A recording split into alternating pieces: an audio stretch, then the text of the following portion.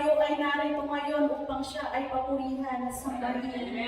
Tunay nga mga minamahal na sa isang linggong nagdaan ay marami tayong mga pakikipagbaka sa ating mga buhay at gayon din sa ating mga paglilingkod. Ngunit salamat sa Panginoon dahil palagi siyang nandyan. Palagi natin siyang natatakbuhan kung kailangan natin siya ang ating Panginoon. Salamat sapagkat tayo ay narito at tinawag ng ating Panginoon upang siya ay papurihan. Kaya mga kapatid, huwag maging umid ang ating mga labi sa mga pagpupuri sa ating Panginoon.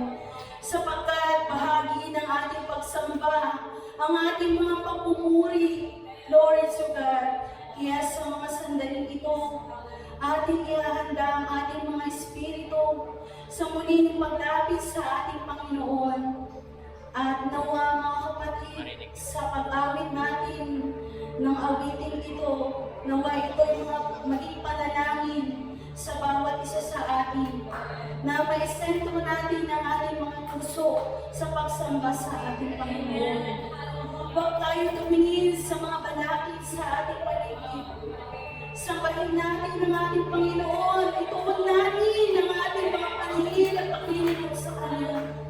Kaya mga kapatid, naway ang mensahe ng awit na ito ay maging kalakasan sa atin. Mausap sa atin ang ating Panginoon.